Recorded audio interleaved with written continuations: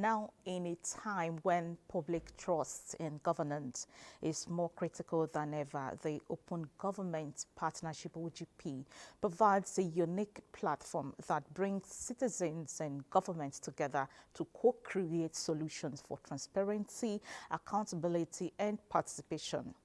Today's conversation focuses on how OGP or open governance can shift the narrative from opaque budgetary practices to open wallets, where citizens not only see how public funds are spent, but also help shape the priorities behind that spending.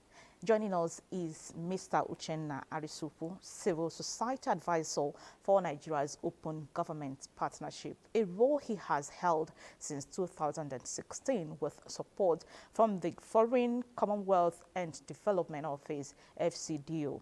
Mr. Arisukwu has been instrumental in facilitating dialogue between government and civil society, ensuring citizens are central to Nigeria's national action plans under the OGP framework.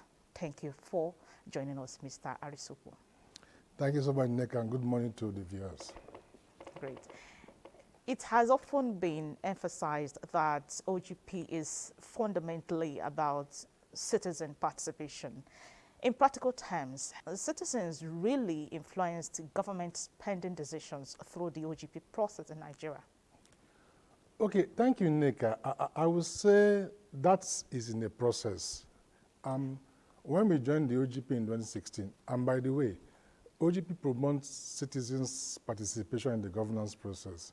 That citizens are the center of decision making, that they play a role in the governance process. Because governance is about the citizens. Chapter 2 of the Nigerian Constitution states that the primary function of government is the security and well-being of the citizens. It then means that citizens are the center of what government do. Government exists because of the citizens. So those governance processes must revolve around the citizens. So when we joined in 2016, we were very clear that we want to put citizens at the heart of decision-making and governance processes in the country. But then you want to ask, how have we fared? We joined in 2016, we have promoted and delivered three action plans from 2016 up until this year. We're in the process of co-creating the fourth national action plan.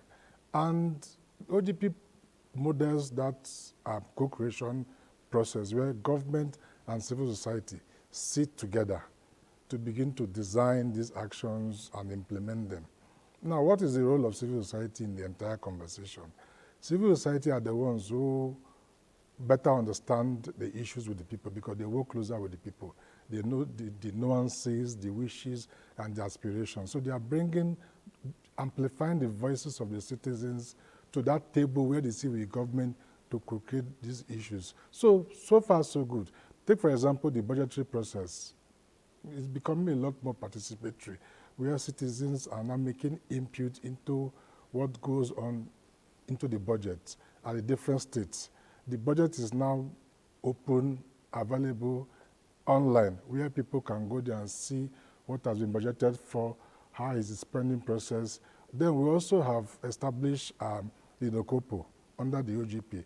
The NOCOPO is the Nigerian Open Contracting Portal, where citizens can go and see how the contracting process, the procurement process has gone, who has won what contract, what project, the level of implementation, and they can make input into that process. They say, oh, this road in Abuja, the contractor has not showed up, it's not 50% done when it's supposed to be 50% done. There are no, so you make those input and government is bound to provide feedback to the citizens. So this is the kind of platform and processes that OGP has instituted for citizens to begin to make input.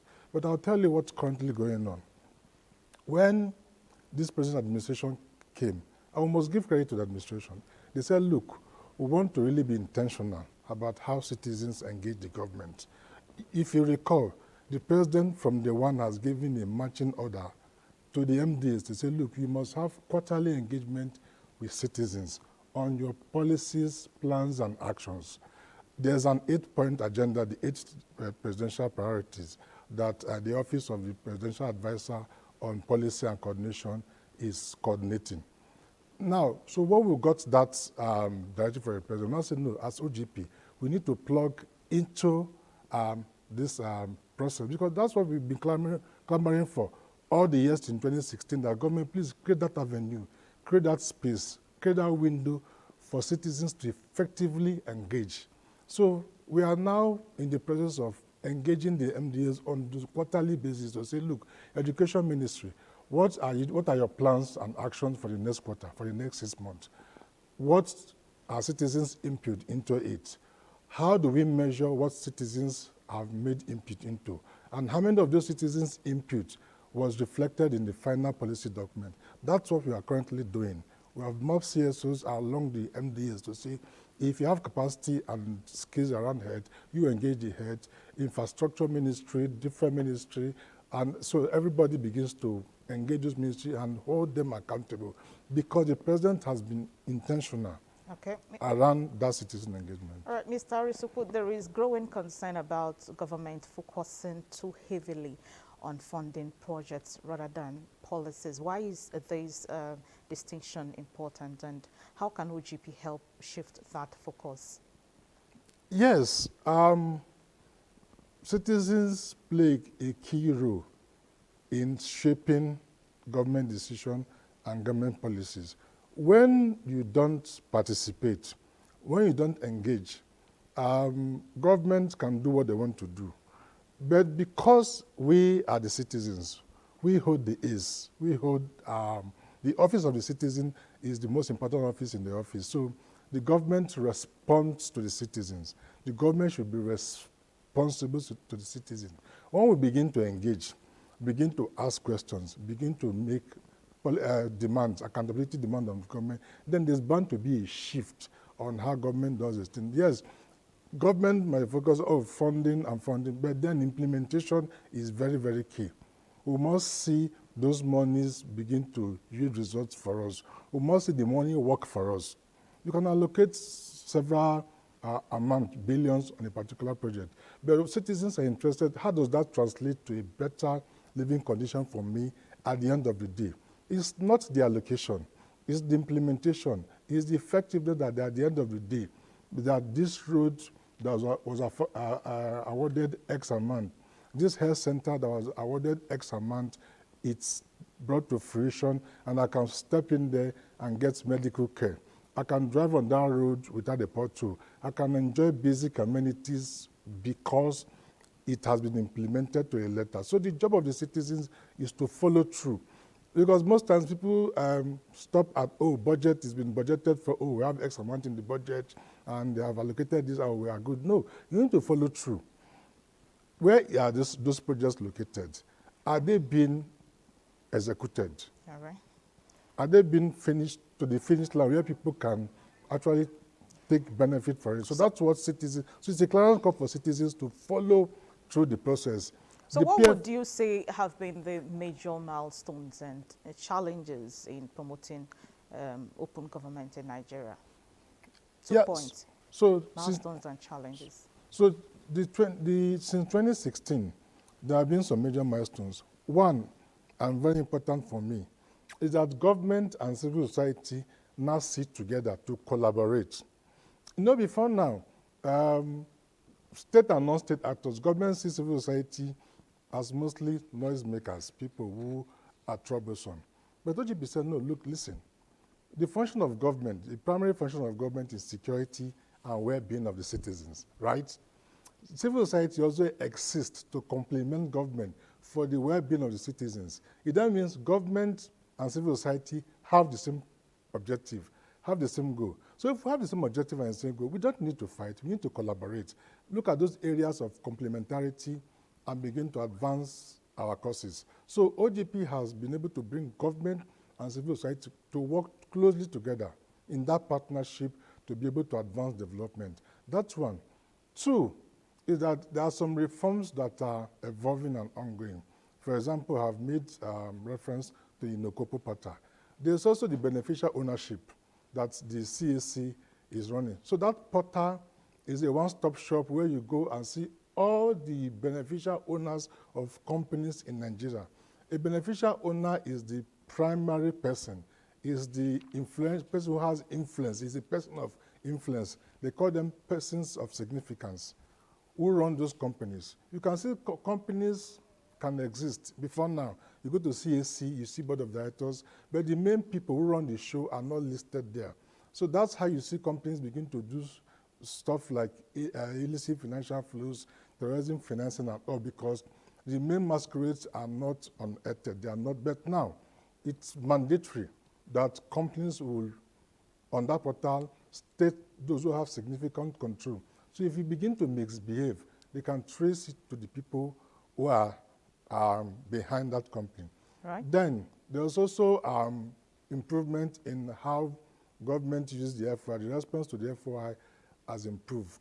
And other budget, for example, 2 years ago during the OBI, the Open Budget Index, Nigeria moved 24 points up because citizens are now becoming part, at the different states where the OGP is operating.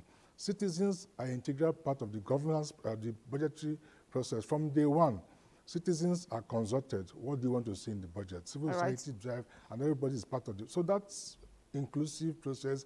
Like I said, it's something that is burgeoning. It's something that's increasing, and over time we begin to see Mr. Arisukwu, just before I let you go, currently 26 states and 3 local governments, if I'm not mistaken, are currently implementing OGP, which means that local governance is gaining traction. How can more state governments in Nigeria adopt and implement OGP principles to broaden the impact of open governance? Very briefly. Okay, so 27 states, as a matter of fact. Oh, now 27. And 5 local government areas. Okay.